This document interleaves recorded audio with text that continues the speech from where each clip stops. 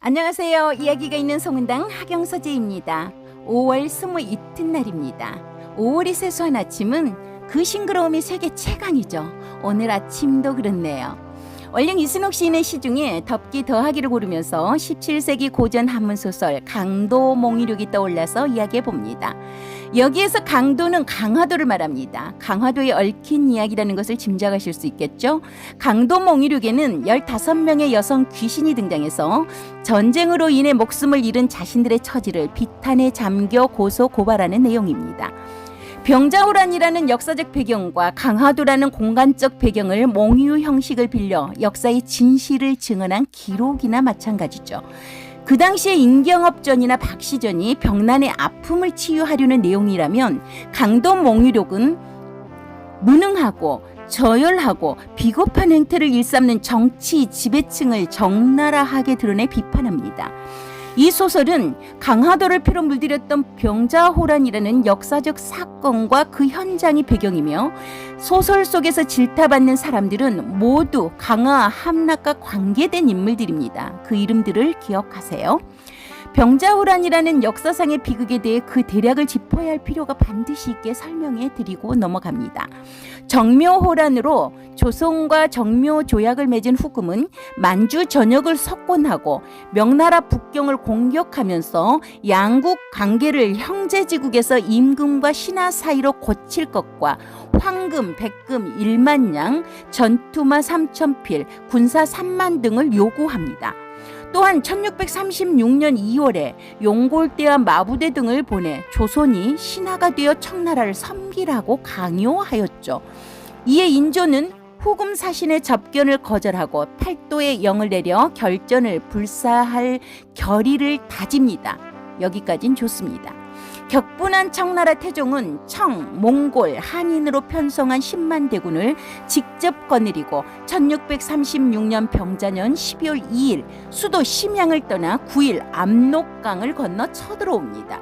그 당시 쳐들어오던 청군을 막기 위해 당시 의주 부윤이었던 임경업은 백마산성을 굳게 지켜 청군의 침입에 대비하였으나 선봉장 마부대는 이 길을 피하여 한성으로 곧바로 진격해 들어오죠. 13일에야 조정에서는 청나라군의 침입 사실을 알게 되고 적은 14일에 이미 개성을 통과한 뒤였죠. 조정에서는 급히 판윤 김경진을 검찰사로, 강화 유수 장신을 주사대장으로, 심기원을 유도대장으로 삼아 강화와 서울을 수비하게 합니다. 또 윤방과 김상용으로 하여금 종묘사직의 신주와 세자비, 원솜, 복림대군, 인평대군을 비롯한 종실을 강화로 피란하게 하죠. 강화는 고려 대몽 항쟁의 거점으로 40여 년이나 버텼잖아요. 그 당시 몽고는 세계 최강, 쳐들어온 청나라는 아시아 최강쯤이었는데 이번에도 강화도로 피난을 갈 참이었던 겁니다.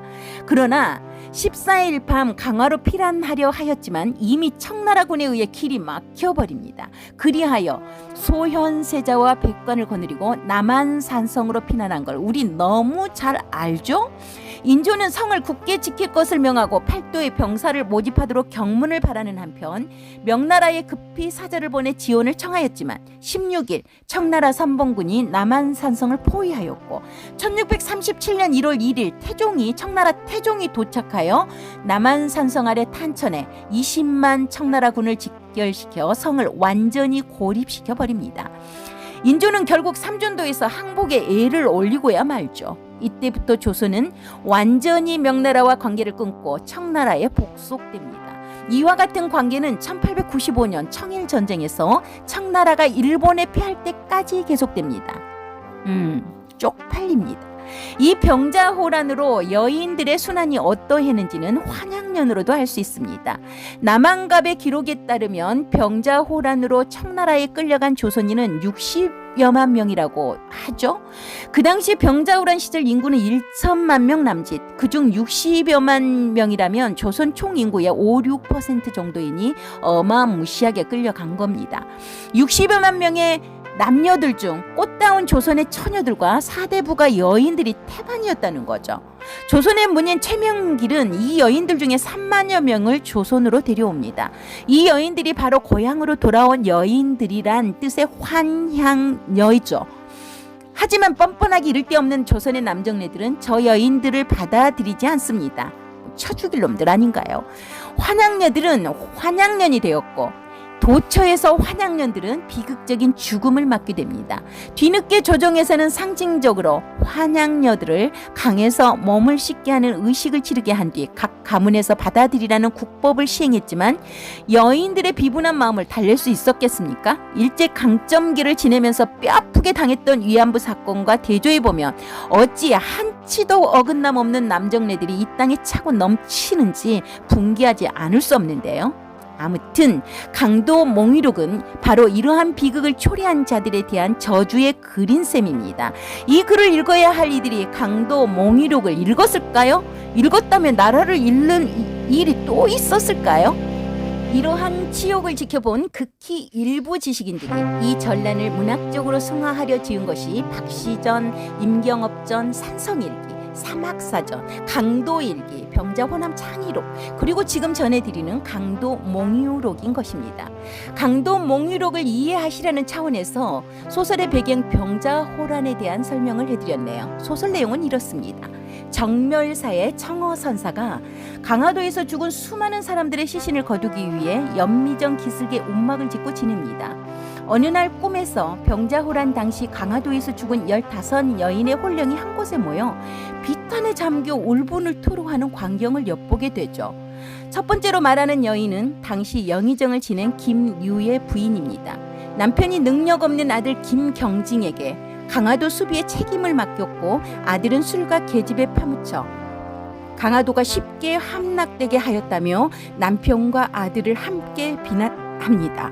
두 번째 여인은 김경징의 아내로서 자기 남편이 강화도가 함락되게 만든 책임으로 죽음을 당한 것은 마땅하다 하면서도 같은 죄를 지은 이민구, 김자점, 심기호는 전쟁 후에 오히려 벼슬이 올랐다면서 공평치 못한 일이라고 열부를 냅니다. 세 번째 여인은 왕후의 조카딸인데 남편은 전쟁 중에 눈이 멀었고 부모도 돌아가셨다면서 애통절통해 하죠. 네 번째 여인은 왕비의 언니인데 적군이 들어오기도 전에 자기 아들이 자결을 재촉해서 죽게 하고는 정조를 지키기 위해 죽은 걸로 포장해서 표창을 받게 했다고 진노합니다. 전쟁통엔 아들놈도 못 믿을 일일까요? 허참. 다섯 번째 여인은 강화도가 함락된 데에 자신의 남편이 책임 있음을 성토하고 여섯 번째 여인은 강화도 유수를 맡았던 시아버지의 책임을 맹 비난하고 일곱 번째 여인은 아들의 책임을 각각 말하며 개탄하면서 비통해합니다. 여덟 번째 여인은 남편이 오랑캐의 종이 되어 상투를 잘랐다며 비난하고 아홉 번째 여인은 서울에서 홀로 강화도까지 피난왔다가 무참히 죽음당한 원통함을 토로합니다. 열 번째 여인은 50세쯤 되는 여인으로 며느리와 딸과 함께 절사하였다고 하면서 강도의 지휘관이었던 자기 남편의 잘못과 이름 있는 관리의 아내이면서도 오랑캐에게 몸을 내준 실절에 대해 아파합니다. 헉, 그놈의 정조가 뭐라고 목숨이 중하지. 지금 같으면 이리 말하는 게 맞겠죠? 11번째 여인은 만이산 바위굴에 숨었다가 오랑캐의 겁박을 피해 절벽에서 투신한 여인으로 으깨진 비참한 몰골로 원한을 토로합니다. 12번째 여인은 혼인한 지 2달 만에 전쟁을 만나 물에 빠져 죽었는데 남편은 그 사실을 모르고 아내가 오랑캐 땅에 들어갔는지 길에서 죽은 것인지 걱정만 하고 있다며 탄식합니다. 13번째 여인은 자신의 시아버지가 강하게 척화를 주장하여 대의를 드러냄으로써 자신이 그 공로로 하늘 궁전에서 선녀로 논일게 되었다며 자랑하며 염장질을 해댑니다. 14번째 여인은 자기 할아버지의 고결한 지조의 공로로 천당에 들어가 있게 되었다고 자랑질을 하죠. 15번째 여인은 기생이었는데 전쟁을 만나 목숨을 버렸다면서 전쟁 중에 절이 있는 충신은 한 놈도 없고 늠름하고 당당한 정절은 오직 여인들만이 보여주었다고 개탄합니다. 여인들의 통곡 소리에 청어선사는 꿈에서 깹니다. 청어선사의 꿈을 찾아 전쟁으로 희생된 여자 귀신 15명이 모진 전쟁으로 목숨을 잃고 고스란히 비탄의 처지에서 무능했던 그 당시의 관료들인 부모거나 남편이거나를 비난하는 내용입니다. 물론 남성의 순절도 있긴 하죠. 왜 없겠습니까만 전쟁의 참화로 인해 결국 고스란히 여인들의 삶은 비참했음을 알리는 거죠. 강도 몽유록은 조선시대 남성 지배 사회에 대한 일침입니다. 러시아의 우크라이나 침공을 보면서 전쟁은 결코 멀리 있는 것은 아니구나를 실감하게 됩니다. 무능한 정치인들의 무책임으로 전쟁의 피해를 고스란히 떠안는 사람은 결국 이 땅의 여성들이 될 것입니다. 그래서 정치인들을 잘 감시해야 함을 알아야 하죠. 덮기, 더하기로 이어지는 역사는 승자의 기록이니 우리가 승리하길 바라면서 원령 이순옥 시인의 덮기, 더하기 들려드릴게요. 덮기, 더하기. 원령 이순옥. 해가 기울고 어둠이 혜성처럼 들이닥치면 등을 끌어안는 암양에 나를 기대었다. 생각해보면 경주마가 눈 가리개를 한 것처럼 맹목으로 앞만 보고 달렸다. 인내라는 한정된 주머니에 너무 많은 상처, 분노, 슬픔을 담았더니 서러움에 자괴감을 얹은 과거가 물결을 타고 흐느껴 울었다. 눈동자란 이름의 강에서 눈물이 호수처럼 불어났다. 곱게 서서 북풍을 온몸으로 받아내는 나는 나무. 고고했으나 가까이서 보니 사정없이 흔들리고 휘어진 나는 나무. 도대체 무엇이 옳은가? 어떤 길로 걸었는지 잃어버린 자의 비탄한 울음. 거세게 흔들린 심지. 어둠 앞에서 다리 기울도록 떨고선 시간 따라 느리게 길을 걸었다.